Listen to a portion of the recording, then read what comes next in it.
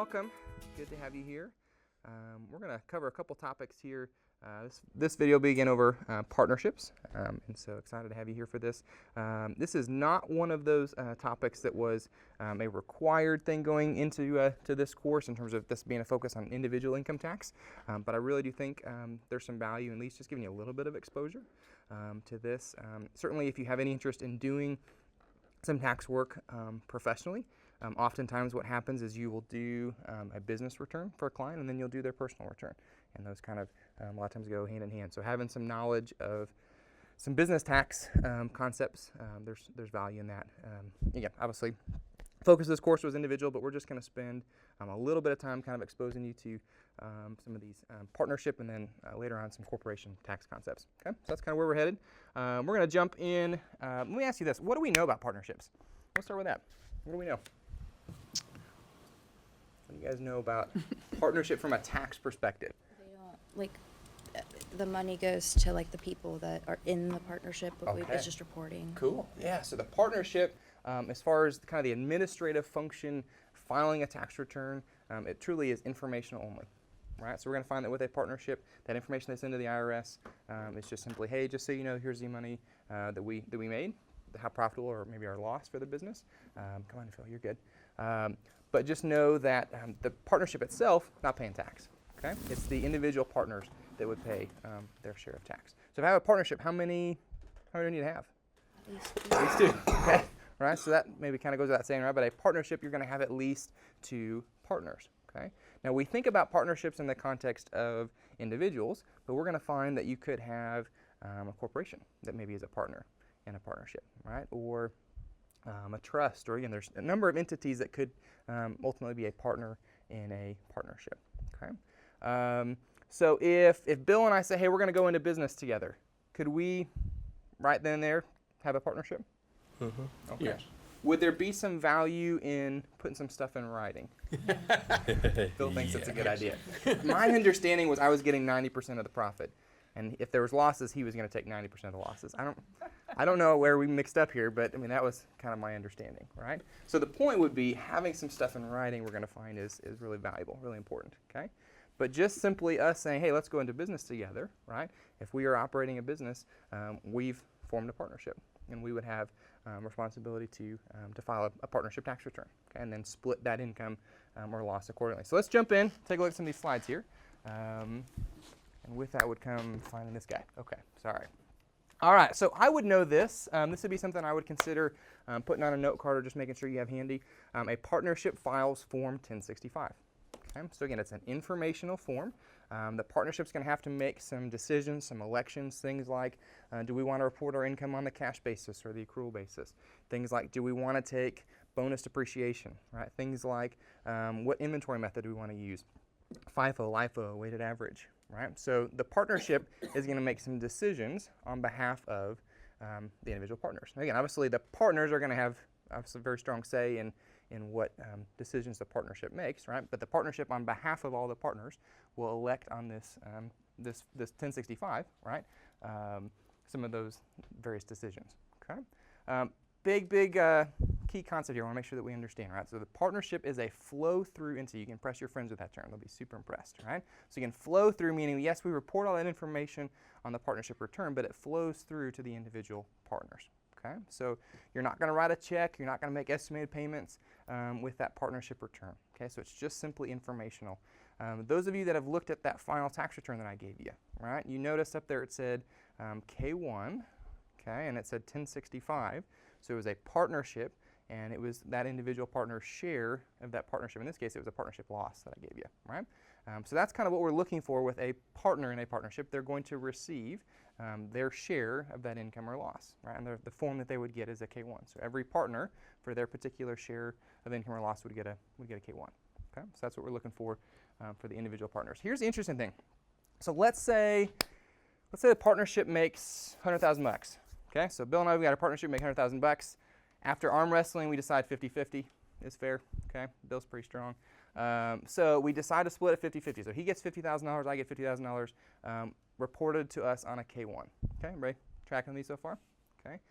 Now let's say the partnership doesn't give us any cash. We kept all of the profit inside the partnership. So guess what's unfortunately going to happen? What do we have to report on our tax return? The profit. The profit, $50,000 each. Okay? But the reality is, even if we didn't get any cash distributed to us, the fact that the partnership made $100,000, each of our share of that partnership profit is going to have to be reported on our tax return. Okay? So what a lot of times will happen is if you're a partner in a partnership, at the very least, you're going to get a distribution in cash that maybe roughly is 30%, 40% of the profit. And the idea being just enough to cover your tax liability. Okay? So if the goal of the partnership is to keep as much cash into the business as possible, right, they'll at least distribute enough to help pay for that tax liability. And a lot of times what will happen, honestly, is partners in a partnership will, on a quarterly basis, receive a distribution. What would be the reason for that? Estimated. Estimated payments, right? Because the idea is you're supposed to be making, as a partner, on that income, estimated payments, right? So every quarter. So the thought would be, a little bit before that estimated payment is due, you'll get a distribution as a partner in the partnership to help cover those estimated payments. Okay? But just understand, regardless of if you get any money, if the partnership was profitable and you're a partner, you have to report that share on your individual tax return. Okay, that's the big takeaway there. Okay, so we talked about the fact that a partnership, it can be a very formal legal process. For example, we'll talk about an LLC. So you can go to the state of Kansas for $165 and you can form an LLC, right? And you can have multiple members of that LLC, let's say. And at that point, if you've got more than one, right, you've got a partnership. Okay, so there's obviously some legal protection there that we'll talk about when we look at LLCs. But it could be as simple as, hey, Bill, let's start mowing lawns together. Right, so we have formed a partnership. Okay, we're sharing, the assets are now owned by the partnership, not us individually. And when we have income, we share that. If we have a loss, we share that loss potentially as well. And again, obviously a partnership agreement is what's going to spell that out. Now I will tell you just briefly here that Uniform Partnership Act, I'm not expecting you to read it. It's long. It's really not that exciting, okay? But the point is, there's a number of states, and actually last I looked, there's 37, including Kansas, that have a form of this Uniform Partnership Act, or very, very close to what was initially, again, this was initially written about 100 years ago. It's been revised a number of times since then. But point is, when you go to the Uniform Partnership Act, there's a number of things that you can find out. Things like, how do we form a partnership, right? Things like, what do we do with that partnership property, or who owns it, or how do we do the accounting for that, right? So when is it partnership property versus the partner's property? Because again, if I have that lawnmower, right, and I put it into the partnership, it now becomes a partnership asset. It's no longer owned by me, right? It's something that the partnership would then own, okay? Dealing with liability, partner's liability, distributions, how do we handle when we get cash or other assets out of the business? Things like, what happens when a partner leaves? What happens when a partner dies, right? What happens if we want to add a new partner? What happens if we want to end one partnership and begin a new one, but we want to keep the same name, right? So there's just a number of things that Uniform Partnership Act walks through, just as far as kind of your legal rights as a partnership and as an individual partner in that partnership. Okay. As far as legal rights, you have the right to sue, be sued. Okay, probably should include that as well. Again, mention that it could be as simple as just a verbal agreement. Hey, we're operating in a business together. I should mention here, your book goes into this a little bit. Just simply co-owning property, that doesn't necessarily force you into a partnership. Now, again, you may decide if if Yang and I say, hey, we're going to buy this piece of rental property and operate it together, we might want to form a partnership, file a partnership tax return. Okay, but just simply co-owning property, that does not cause you to have formed a partnership if that wasn't your intention. Okay, so you need to be operating in a business in order for that partnership to exist. Okay, all right. What's the bummer? Let's say we've got our partnership here, going back to Bill and I accidentally run over somebody's foot. Okay, really, really feel bad. Okay, I genuinely feel bad. Okay, forget the joke. Okay. Bill on the hook? Is he on the hook for that potentially? If we just formed a partnership a week ago? Yes. Yeah, for sure. Okay, Jointly and severally liable. Okay, jointly and severally liable, right? So the bummer there, if we just simply form a general partnership, right, not only could we lose the stuff that we put into the partnership, but we could lose our personal house, our personal car, right, our personal retirement accounts, right? Those are all potentially subject to be taken in a lawsuit or taken by a creditor, okay? So what could we do to protect ourselves? Do an LLC. LLC. LLC. Okay, the simplest, cheapest way to protect yourself is an LLC. Right? I mentioned it's $165. State of Kansas. Again, you'd want to do an operating agreement. You want to have, work with an attorney or someone to make sure that you've, set up that partnership agreement so it's clear as far as how we're going to split our profit and loss, how we enter or exit the partnership, things like that. But all told, a very inexpensive way to protect yourself. Okay, so if I am an LLC, or excuse me, if Bill and I are an LLC, right, and I run over someone's foot, okay, what as part of a lawsuit, what could they take? Only your personal. Okay. The business partnership Business stuff. property, yeah. So we're going to find that they can take anything that's inside of the LLC, right? So they can take business assets. If both of us put $10,000 into the partnership and that's still sitting there in a checking account, they can definitely take that, right? They can take the business assets, but if we've got that LLC set up, they can't take anything personal, anything outside of that business. So that's the value, that's the benefit of forming an LLC. Now again, you probably haven't picked up on this, maybe you have. If you look at Ernst & Young and you look at the letters after it, is it LLC? I think it was LLP, wasn't It's it? LLP. Okay, so it's a limited liability partnership. So you're going to find that most states have a requirement that for your attorneys, for your accountants, for a lot of professional services, that they form an LLP. And again, you do still get that limited liability protection, but a lot of times what that looks like as far as the LLP, if I have a malpractice claim, if I have something that I do really stupid, I would be on the hook for that. My other partners wouldn't necessarily be on the hook for that. Okay, so there's protection as far as just general liability, but from a malpractice perspective, a lot of times an LLP doesn't protect you for that. Okay, but there is still clearly more limited liability protection than if we were just a general partnership. Okay. All right, very good. So let's talk about this. So when we form a partnership, okay. So when we form a partnership, let me have the in class. I guess I can grab mine here. So make sure we're getting close here to starting that in class for Ben and Jerry. Okay, so when we form a partnership, here's the general takeaway, right? If I have, so we got our lawn mowing partnership, and I've got a lawnmower, okay? If I put that lawnmower into the partnership, the general rule of thumb is that is not a taxable transaction, okay? So let's say that lawnmower, let's say it's worth $5,000, but my adjusted basis on it is $2,000. I don't know, it's appreciated. Let's just go with that. Okay, so if I were to sell the lawnmower for $5,000, I'd have to pay some tax, right? But just simply putting it into the partnership, okay, again, my basis of 2, if it's worth 5, okay, we're going to find that that's not going to be a taxable transaction, okay? So what is my basis in that partnership interest, though, do you think? The lawnmower? So if my basis in the equipment was 2, we're going to find that my basis in that partnership interest, what I'm getting back, right? I'm putting assets in exchange for an interest in the partnership, for ownership, if you will, in the partnership, okay? And so we're going to find that my basis in the partnership becomes my basis in the equipment, right? So that $2,000, okay? We're going to find, though, if, let's say that lawnmower, right? Let's say that I had a loan. Okay, I had a loan on that lawnmower, okay? And when I put it into the partnership, before I was 100% responsible for that loan, right?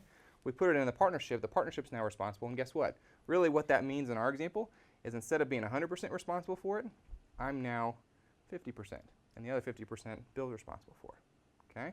So we're going to find if I have liabilities that I get released from, if you will, guess what that does to my basis?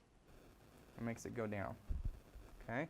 And to the extent that it makes it go below 0, we're going to have, and actually our basis stays at 0, but to the extent that the release of liabilities is greater than my basis, and we'll look at an example here that's going to help this make sense, okay?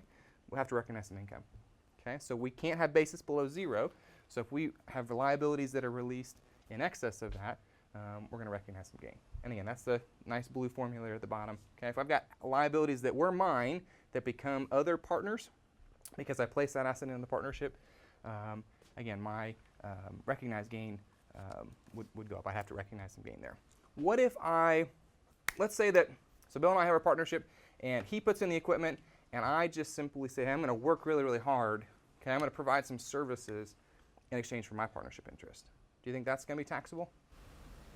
Okay, that's going to be something I have to report as income. Okay, so again, placing assets into the partnership. So again, equipment, if you got furniture or buildings or whatever you might need for your lawn business here, right? That would be something where, again, general rule of thumb is it's not a taxable transaction. Okay, but if you're providing services, we're going to find the same thing when we look at corporations. If you're providing services in exchange for your corporate stock, if you're providing services in exchange for your partnership interest, right, that's going to be something you have to report as income. Okay. All right, I think we have example coming up here. Excuse me. All right, so our basis, right, our starting point here is what we put in cash. Okay, so if I put $10,000 in cash, again, that would be my initial basis, right, and as well as my basis in any other property. Okay, now again, if I have $10,000 cash, guess what? My basis and the fair market value probably be tough to sell my cash for more than basis. Okay, but other property, if I've got equipment, if I've got furniture, if I'm putting that into the partnership, right, my basis is oftentimes going to be very different than what it's worth. Okay, if I do have to recognize some gain because of liabilities or because of services provided, that's going to get added, and then any liability that we've that's no longer we're responsible for, it's the other partners that are responsible for it, we're going to find that that reduces our basis. Okay? All right, so let's get some numbers here, see if this kind of helps to make some sense. Okay, so $100,000 fair value. Okay, so semi-truck being put into the partnership. Okay, worth $100,000, but her basis is $45,000. So let's just start with this. If I sell that truck as Marie, okay, I've got a basis of $45,000, and I sell it for $100,000, would I pay tax on the gain? Yes. Okay, so general thumb, if I were just to sell it outright, not put it into a partnership, but just simply sell it outright, I have to pay tax on the $55,000 difference. Do we understand that? Does that make sense? Okay.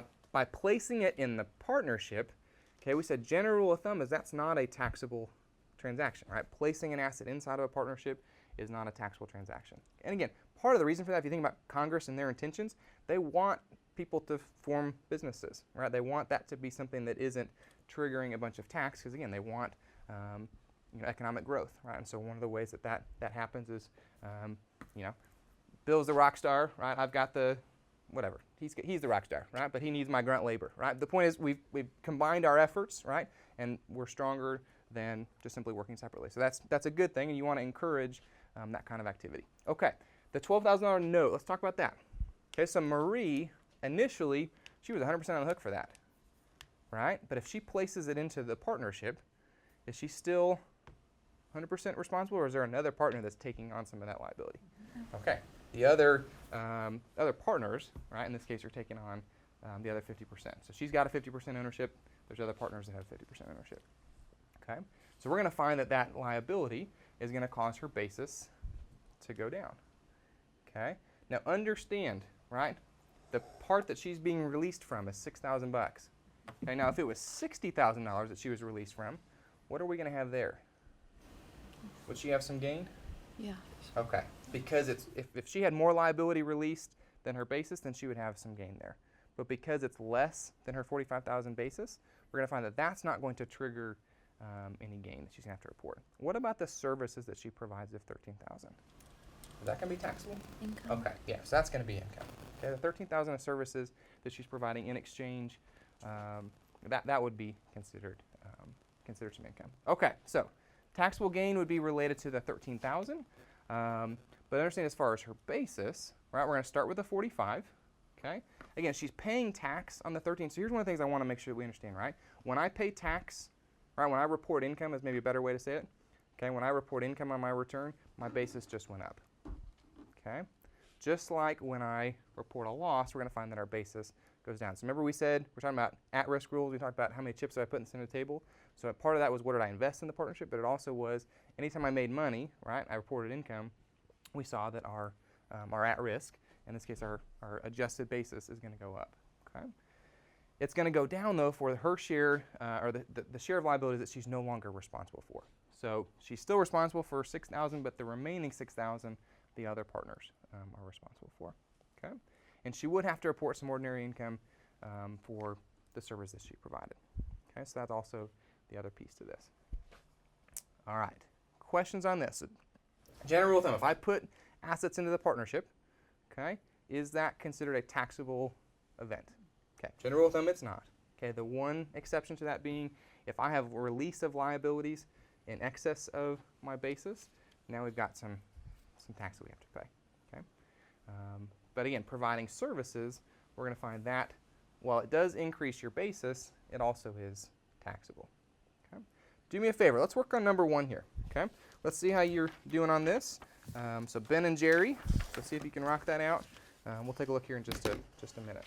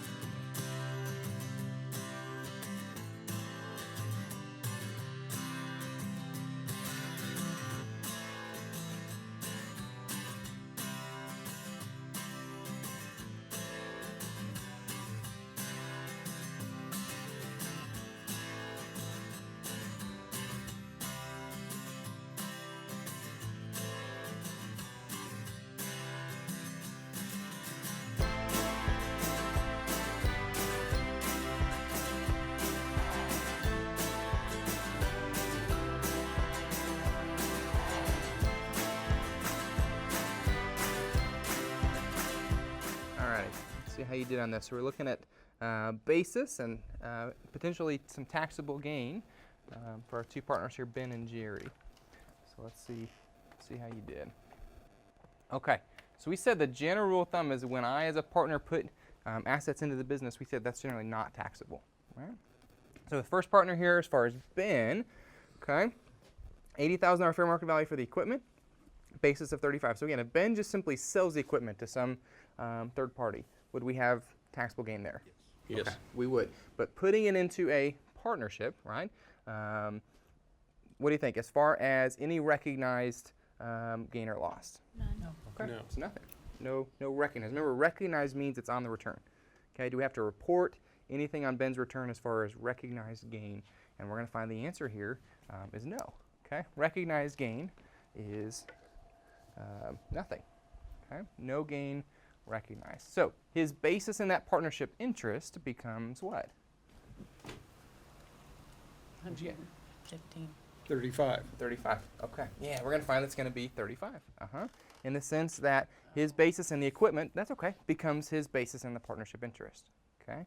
So if he turns around and sells that partnership interest to somebody else, right? Now we've got a basis that we're going to use to compare to figure out taxable gain on that sale, on that transaction. At what point does he pay taxes on the gain that's been deferred? When he sells the partnership interest. Okay. But understand, when the partnership uses that equipment and makes money and is profitable, right, his share of that would flow through to him on his K-1.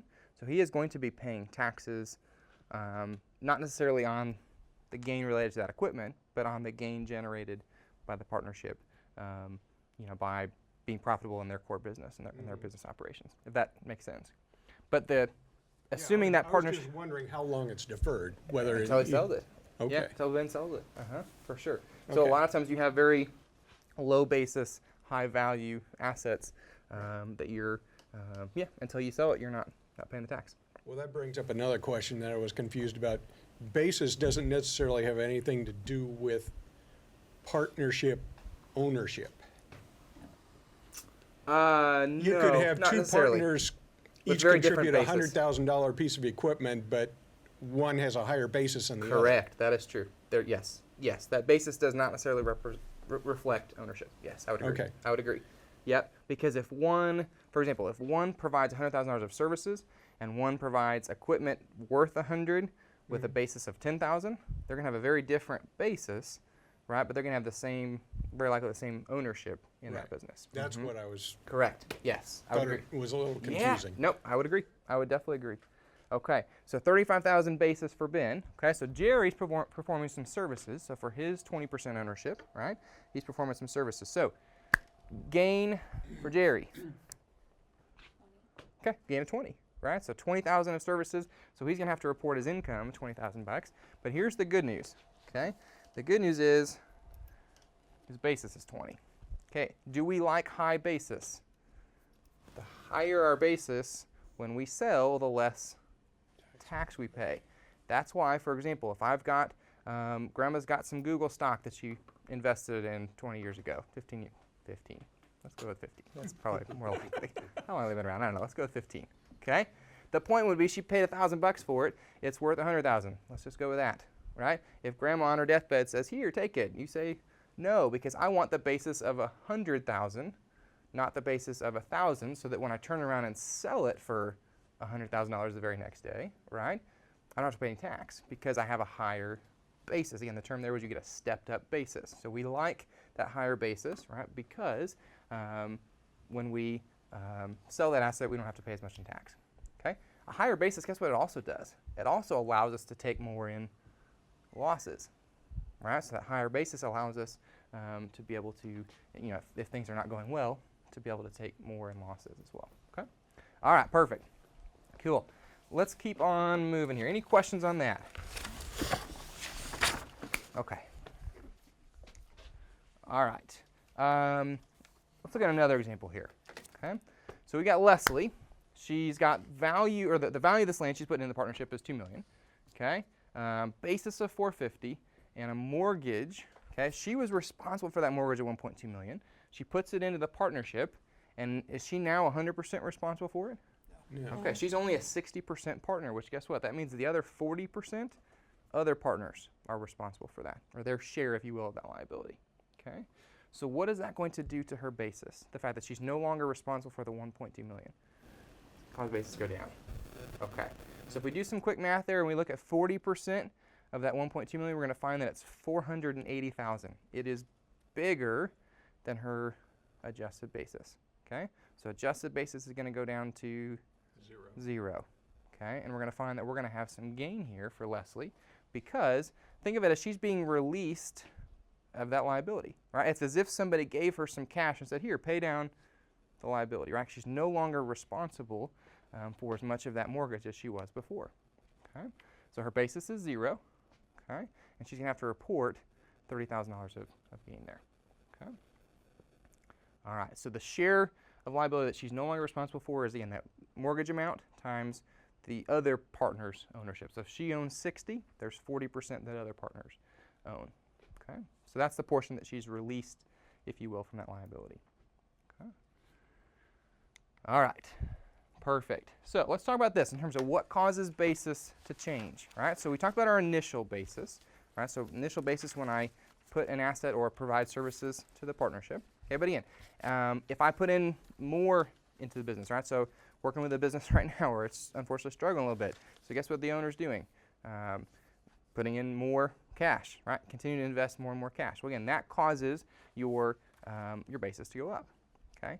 Now I will tell you this too, right? If I've got two partners and they've both put in $100,000 and the business starts to struggle, and one partner says, "I'm going to save it. I'm going to save it," and they keep putting cash in.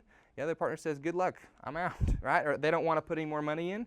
What's going to happen to ownership at that point? They were 50-50. Whoever invested. The ownership. Whoever's putting more Changes. cash in is going to get more. We're going to find in ownership as part of that. Okay, so we're going to find the ownership maybe started 50-50, but the partner that continues to try and save it and put cash in, maybe they become a 60% owner or 70% owner, right? So that's something that we'll want to consider as well. But again, anytime we report income on our individual return, okay, our share of that partnership's profit, we're going to find that our basis goes up. Okay, just like anytime we report a loss, that's going to cause our basis to go down.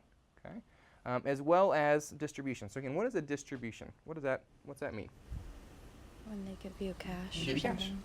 Okay, so again, we gave the example of that $100,000 of profit, and you got a distribution of 30% of that or 40% of that to cover the taxes. Okay, so that distribution, right?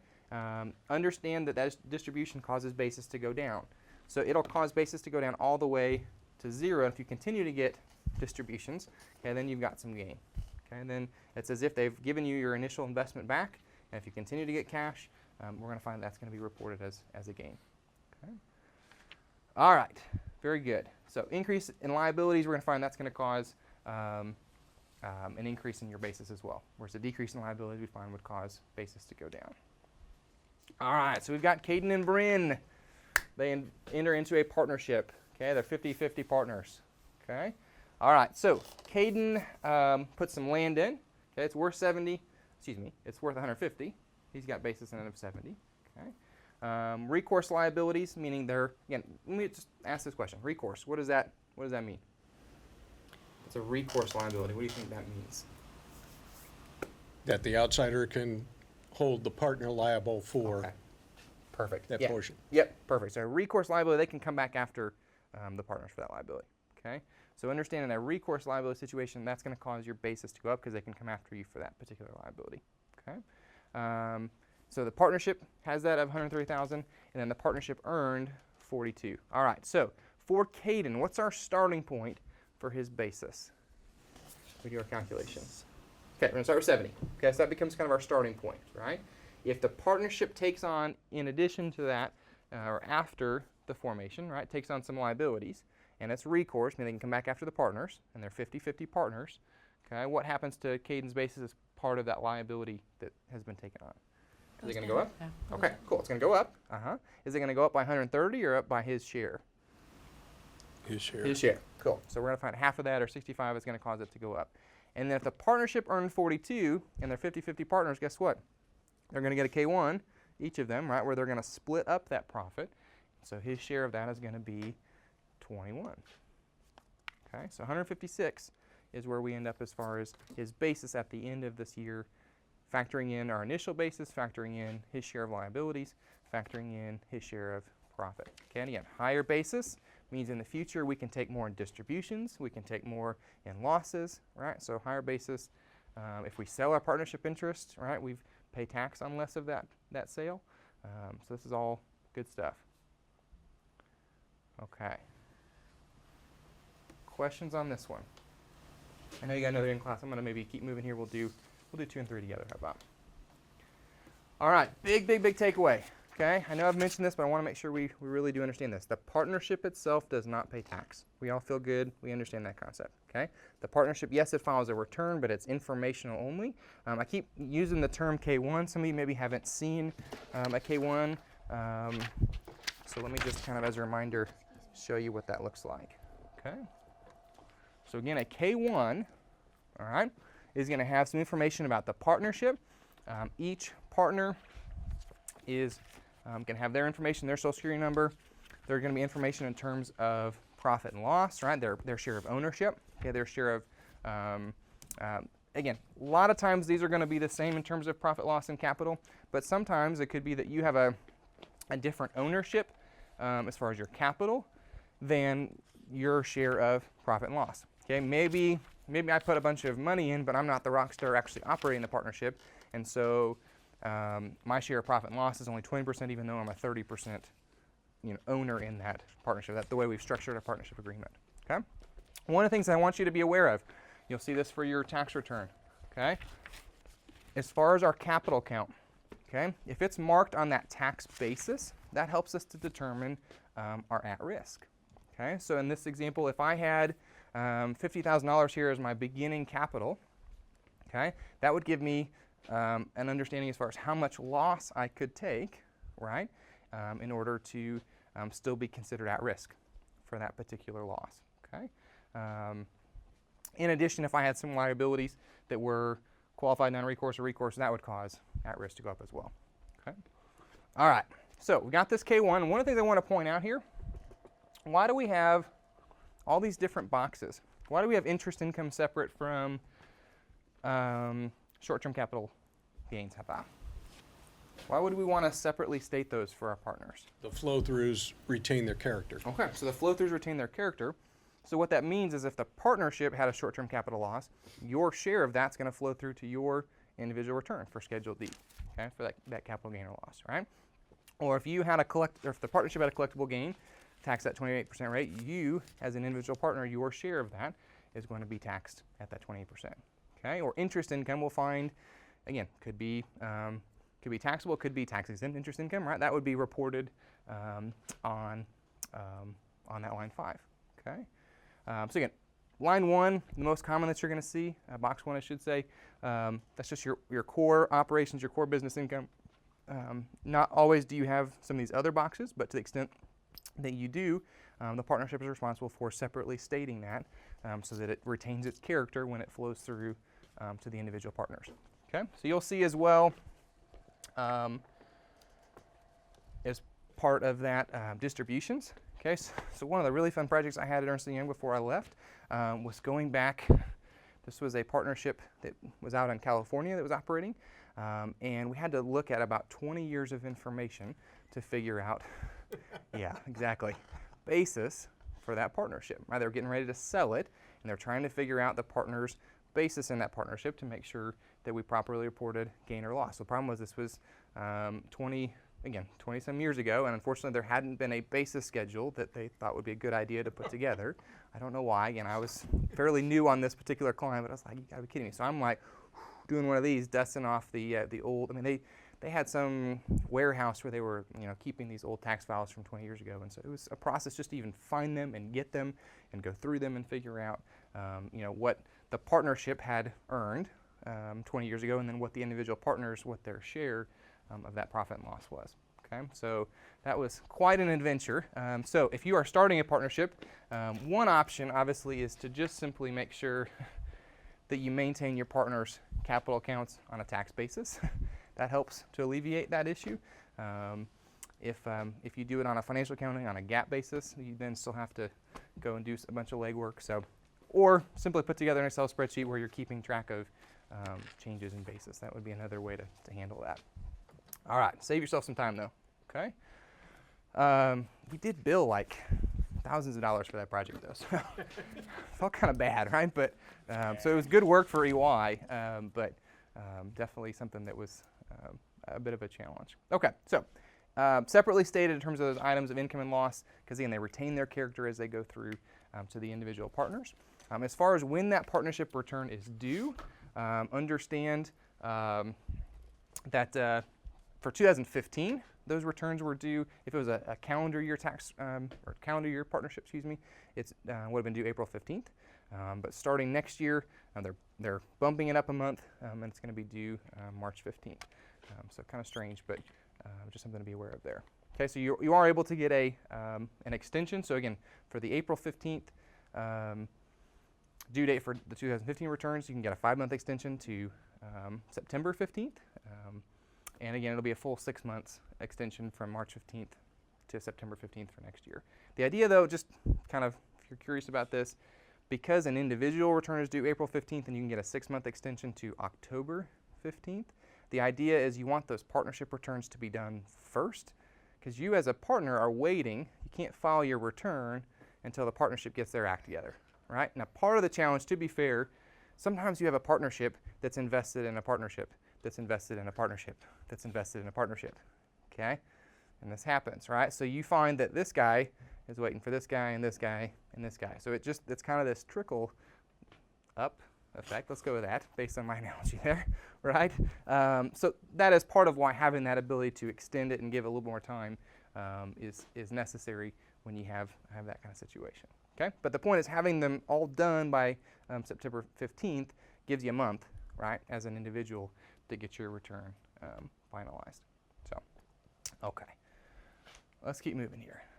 All right, so talked about income expenses from the partnership flow to the individual's return. We talked about the fact that basis can't go below 0. Okay, so I think we've covered those concepts, right? So distributions, again, could be cash. It doesn't have to just be cash, though, right? So the other takeaway here is if I have some equipment that was owned by the partnership and I distribute it, or the partnership, I should say, distributes it to one of the partners, that is still a withdrawal. That is still a distribution, right? Even though it is not necessarily cash. Okay. All right. Obviously, if we've got a distribution in excess of our basis, I mentioned this before, you would have some gain for that excess piece. Okay. All right. Anybody know anything about a guaranteed payment? What do you know about that? Can't you, like, as part of the structuring, say, for this, you get this no matter what happens? Okay, cool. Yeah, so guaranteed payment says no matter what happens, gain or loss, Myra, you're the rock star, so you're going to get a $40,000 guaranteed payment. Okay. Now, the good news for Myra, she's guaranteed that $40,000. She's receiving that cash. Okay. What could happen there? So if I have $100,000 of income, let's say, she's getting the first 40 because of that guaranteed payment, and then we're going to split up what's left over. Could even be if we had a $20,000 net income, she still gets her 40, and that actually would put us into a loss, and we would split up that loss between the different partners. Okay. One of the bummers about a guaranteed payment is it is going to be subject generally to self-employment tax. Okay, so that's kind of a bummer that you have. Again, you pay the Social Security and Medicare twice, but as a partner receiving guaranteed payment, it's nice because think of it like a salary, right? In the sense that as a partner, you're not an employee, but if you're receiving a guaranteed payment, there's kind of some guaranteed funds coming to you as a partner in that partnership. Okay. So income to you as the partner receiving the guaranteed payment, it's a deduction for the partnership, and again, what's left over in income or loss gets split up after considering that guaranteed payment. Okay. Can I ask a question? Yeah, please do. So what Yeah. if, like the example you said, what if the partnership only makes 20, but you have a guaranteed payment of 40? Okay. Where would you get that technically? You know So what I mean? That extra 20,000. even if there's only 20 of profit, that doesn't necessarily mean that there isn't still cash to be able to pay that guaranteed payment. But if there isn't, then there's a liability. I mean, there's a loan really out to the partner that you owe them that money. And would you still pay the self-employment tax on the full 40 if you didn't get payment for the full 40? You know what I mean? Okay. No, I don't believe that you would, because Okay. you didn't actually receive. You were entitled to a guaranteed payment, but you didn't actually receive it. Okay. So yeah, good question. Good question. So yeah, cool. Okay. So when it comes to tax years, so let me just kind of start with this, right? If I have, so Bill and I, going back to our partnership, right? So as calendar year taxpayers, right? So 12/31 is our year-end date, right, for our individual returns. We're going to find that our partnership is going to also have that 12/31 year-end date. You can't play games in terms of choosing a different year-end in order to defer a bunch of income. Okay, so that's been tried, been done, right? So the idea is you're looking at the majority of your taxpayers and what is their year-end. Okay, now I will tell you, because you could have partnerships that have a corporation as a partner. You could have, an individual that for whatever reason has decided to adopt a fiscal year-end, which is a bit unique, but that is possible. You could do that. You could have a situation where you do have a partnership that doesn't have a 12/31 year-end. But the idea there is you're going to look and see what the majority of the partners have as their year-end, Again, there's this least aggregate deferral method. We are not going to go over that. That's beyond the scope of this. But you're trying to figure out what date would defer the least amount of income, essentially, and using that as your year-end date for purposes of when you cut off your tax return for filing purposes. Okay, so again, 12/31, general rule of thumb as far as your year-end date. Okay. All right. So we're going to find, we've kind of seen this before, as related parties, even though, okay. So let me back up a step. So what we had looked at before was the idea of contributing an asset to a partnership. It wasn't selling it. It wasn't selling that equipment for cash. It was just simply I'm contributing it, and in exchange I'm receiving a partnership interest. So what we're looking at here is if I were to sell an asset to the partnership. So if I'm a partner, okay, so let's say I've got that Google stock, and let's say I didn't buy it 15 years ago. Let's say I bought it 15 weeks ago, and let's assume Google stock has gone down. Okay, I don't know if it has. Let's just go with that. Okay, so I bought it for 10,000 bucks. It's now worth 8. Okay, what I can't do in that situation, if I'm a partner, let's say that I own 60% of that partnership, I can't sell it to the partnership, right, to be able to recognize that loss, but still essentially own it, right, or simply have the partnership own it now instead of me personally.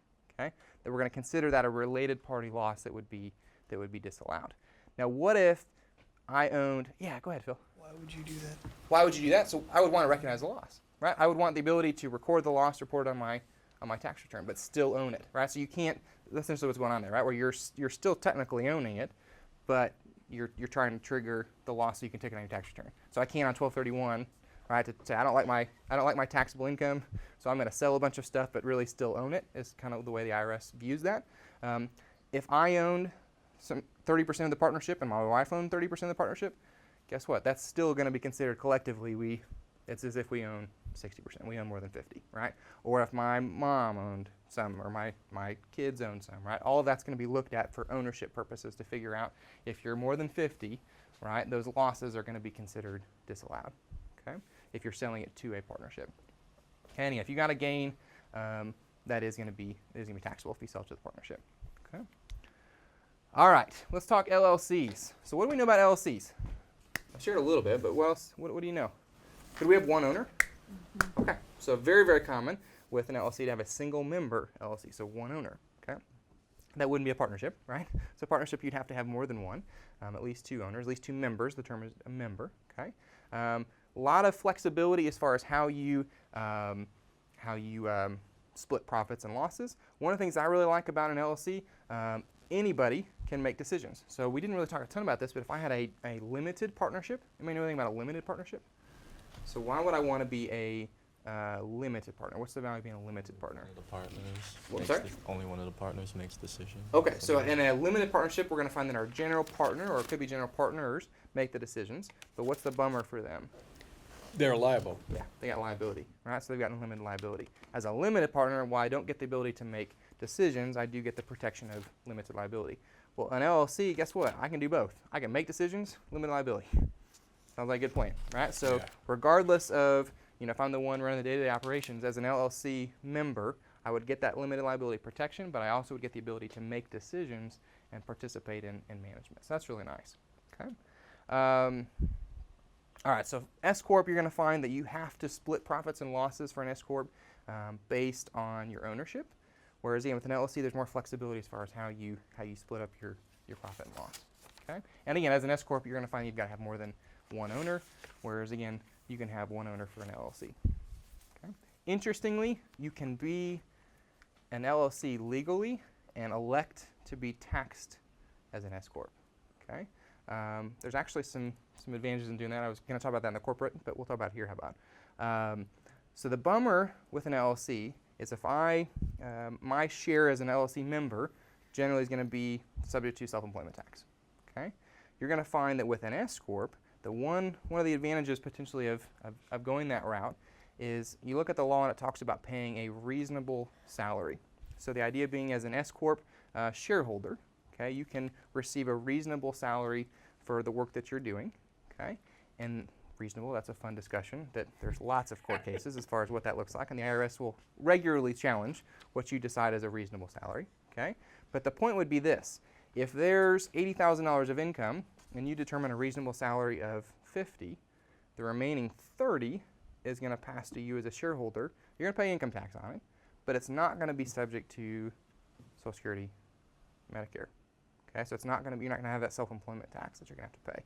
So there is a potential tax play is not the right word, and it's legal. There's nothing illegal about it. It sounds very shady, like I'm on video, so clearly it's not going to be that shady, right? But there is there's some advantages to taking that approach, right? To paying a reasonable salary and then having the remainder distributed to shareholders, pay income tax again, but not be subject to the self-employment tax on that piece.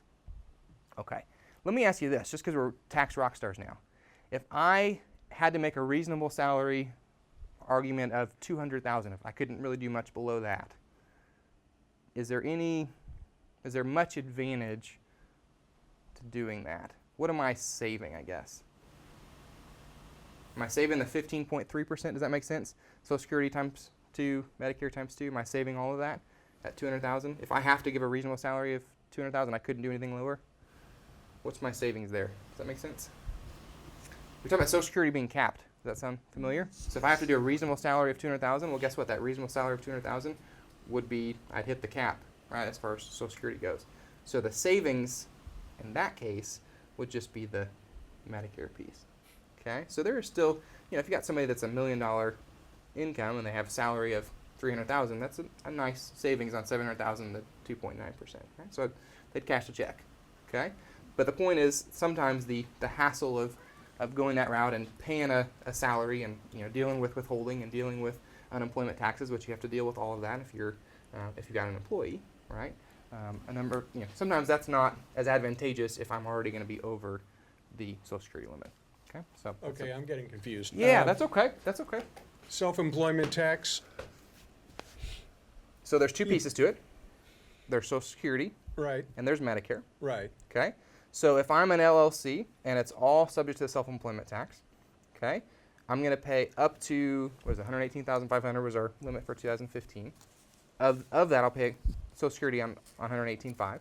I'd pay Medicare on all of it. It'd be all of it would be subject to Medicare. Okay. Twice, right? Because it's self-employment. All of the income from an LLC Uh-huh. is subject to the self-employment tax. General thumb, yes. Yes. How about general partnerships? General partnerships, your ordinary income, I would say yes, especially as a partner. Yeah, as a partner involved in the partnership, yeah. Okay. Now, interest income, dividends, that kind of stuff is not going to be subject to self-employment tax, but the general income of the partnership and your share of that as an active partner, yeah. But distribution or interest in the income of an S corp is Again, not remember, subject. it retains its character, so that interest, that dividends, that capital gains, that would all be taxed at the same rates as it would if you were to earn it personally. But the- it's the not op- subject to self-employment tax. It would not be. No, that wouldn't be. Mm-mm. But the core operations, the core income of an S corp or an LLC, we're going to say an LLC, that's going to be subject to self-employment tax.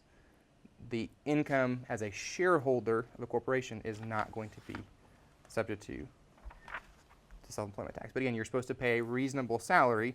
That piece, the S corp would pay Social Security and Medicare. You as an employee would pay Social Security and Medicare. So you effectively are paying. Right. You're paying it on the reasonable salary piece. You're not paying it on anything in excess of the reasonable salary. Okay. But if my reasonable salary has to be $200,000 because I'm a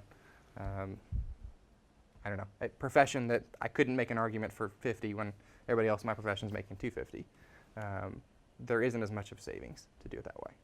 Does that help? Because I'm going to have to pay. I'm going to fully pay for Social Security, so the savings would be on the Medicare piece. So, okay. If that didn't make sense, that's not on your test. Okay? So that was just a little added bonus to just to get you thinking as far as some of again, because if you're looking to start a business, right, or you're looking to change the formation of your business, these are some things that you consider. An LLC is easier. I mean, at the end of the day, as far as the paperwork, as far as the dealing with payroll, as far as an S corp, an LLC is simpler. definitely is. But there is the potential where you're going to pay a little bit more in taxes. Okay. All right. And again, I just kind of mentioned this. The big disadvantage that I put up there, this is really not mentioned a ton in your book, but again, the fact that you could pay a reasonable salary as an S Corp shareholder, whereas again, self-employment tax for the LLC members for that ordinary income. Okay. And again, because it's an LLC, the other thing your book mentions, there's not a lot of tax law. Okay, there's not a lot of law out there related to an LLC because it is a fairly new business entity type. Okay. All right. If you were to sell on eBay or Etsy or Amazon, and you were fairly successful and had sales in excess of that $20,000, you're going to get a 1099-K. And the idea there is that that's going to also go to the IRS saying, hey, this business had sales of X dollars. And so any thoughts in terms of why the IRS would want to have these issued to businesses? Audits. Audit purposes. Okay. So it gives them something to, they're looking for that number on your return. Now, again, that doesn't mean that if I had $25,000 that was on the 1099-K, that doesn't mean my income is $25,000. It just simply means I had sales of that. So I need to make sure that I report those sales on the return along with any related expenses. So again, what they have found is without these informational returns, without the 1099 miscellaneous, without the 1099 INT, right, without this 1099-K, the income doesn't oftentimes get reported. Okay, so I know that's shocking, right? So they're finding that by having these informational forms issued to taxpayers, they're having more and more luck with that income being reported. So let's do this. We got in class 2 and 3. I want you to work on that real fast here, see how you're doing. Splitting up income and then basis. So we'll look at that and then we'll take a quick break here.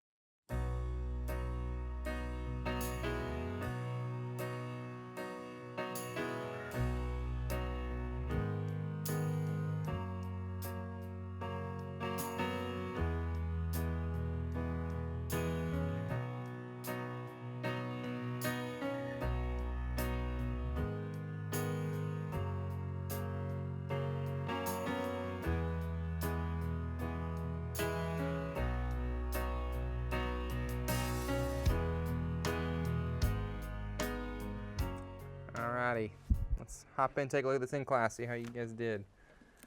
Alright, so we're looking at Lucky. Okay, so she's got a partnership that she's contributed to. Okay, so that initial contribution with basis of 5, fair market value of 55, would there have been any gain that she would have had to report as part of that? Okay, right, so no gain, again, formation of a partnership or contributing to a partnership. Again, that's general rule, that's not going to be taxable. So her initial basis would have been what from that formation? 5. The 5. Okay, so we use the 5 as kind of our starting point. Okay, her share of income was 95. What's that doing to her basis? It's going up. Okay, she's having to report all that as income. Okay, and so that's going to cause her basis to go up. And then that 40,000 distributions, again, the primary reason for that would have been what? To pay the Pay the taxes. tax, right? So she got distributions in order, at the very least, to pay the tax on that income she had to report. And that distribution is going to cause her basis to go down. Okay, perfect. So all that to say, I got 60. What do you guys think? 5 plus the 95 minus the 40 in distributions. Okay. So again, we like basis. Again, that basis allows us to take further distributions or to take losses, right? Or to the extent that we sell that partnership interest, the higher the basis, the less we have to report as income. Okay. So higher the basis, the better there. Okay, perfect. And then another question related to guaranteed payments. So we got Andy and John. Okay, Andy being a 60% partner, John is a 40%. Okay, so John is the rock star that gets the guaranteed payment. Okay, so $100,000 we're splitting up between the two. Promise me this for your test. Okay, 2 numbers that equal 100. Okay, we're pinky swearing, we're spit shaking. Okay, it makes me pull my hair out, right? When we get 2 numbers that are not 100, we're trying to split it up. Okay, does that make sense? All right. I go through this with my Accounting 1 students here, or I guess Accounting 2 students first. We do this for partnership accounting, for financial accounting as well. But, all right, so got $100,000. We know that John is going to get 30. Okay, so we got 70 left over. Okay, so what do we do with that remaining 70? Apply it to the 60/40. Okay, so we're going to apply a 60/40, right? So because they're not 50-50 partners, we've got to multiply 70,000 times 60%. That goes to Andy, right? And 70,000 times 40%, that goes to John. Okay? So, sorry, you don't care about the K1. I'll move that. So of the 100, right, total income to Andy is going to be 42. Total income reported to John would be 58. Okay, now to be fair, on the K1, you're going to have it reported in 2 separate spots. Okay? You would have, for John, a portion of it, I think it was 28, right, that would be ordinary, and then the other 30 that would be reported as a guaranteed payment. Okay, but the point is both would be reported as income on John's personal return. Okay? All right. Feel good about that? Okay. That's all I have for you for partnerships. So, awesome. Thank you so much.